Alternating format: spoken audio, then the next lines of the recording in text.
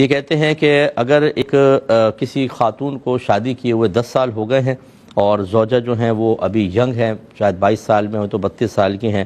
اور شوہر باہر جا کے انہوں نے دوسری شادی کر لی اور پہلی بیوی کو بالکل ہی اگنور کر دیا، چھوڑا نہیں ہے۔ اب وہ عورت کہتی ہے، ان کی ایک بیٹی بھی ہے، تو عورت کہتی ہے کہ کیا میں ایسے ہی زندگی گزار لوں کہ شوہر نہ آتا ہے، نہ کال کرتا ہے، نہ بات کرتا ہے، نہ کوئی حق ادا کرتا ہے، اور یا پھر میں طلاق کا مطالبہ کر کے، کیونکہ میں ابھی جوان ہوں، میں کہیں اور شادی کر لوں، اگر میں نہیں کرتی اور میری ایج اگر نکل جاتی ہے، اس کے بعد نہ میں اس کی رہوں گی اور نہ شادی کی رہوں گی، پھر زندگی ایک اذیتناک زندگی بن جائے گی، کیا حکم شرع ہے؟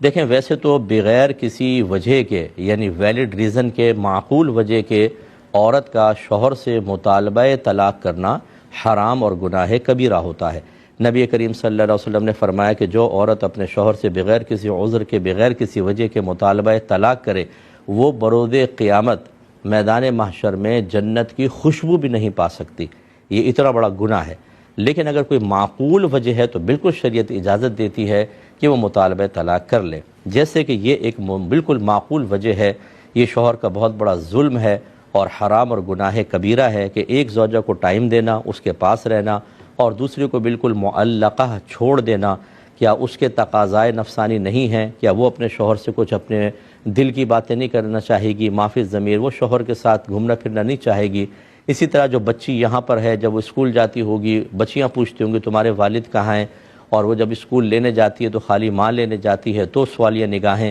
تو یہ بہت ہی ایک اذیت ناک زندگی ایک شخص نے دی ہوئی ہے، اور اس طرح کے جتنے حضرات مجھے سن رہے ہیں، ان کا انجام آخرت میں اگر یہ توبہ نہ کرے بہت ہی برا ہونے والا ہے۔ یہاں تو پرواہ نہیں ہوتی ہے کہ ٹھیک ہے جی بس ٹھیک ہے، اچھا ہو سکتا ہے ان بہن کا بھی قصور ہو، اس وجہ سے وہ گئے ہوں وہاں پر، اس کا مجھے انکار نہیں، لیکن یہ طریقہ کار بہرحال پھر بھی غلط ہوگا۔ اگر ان کا قصور ہے اس کا کوئی حل نکالنا چاہیے، لیکن یہ طریقہ کار غلط ہے۔ تو خلاصہ کلام یہ ہے کہ یہ بہن بالکل مطالبہ طلاق کر سکتی ہیں، ان سے طلاق لیں اور عدت گزارنے کے بعد کسی اور سے نکاح کر لیں۔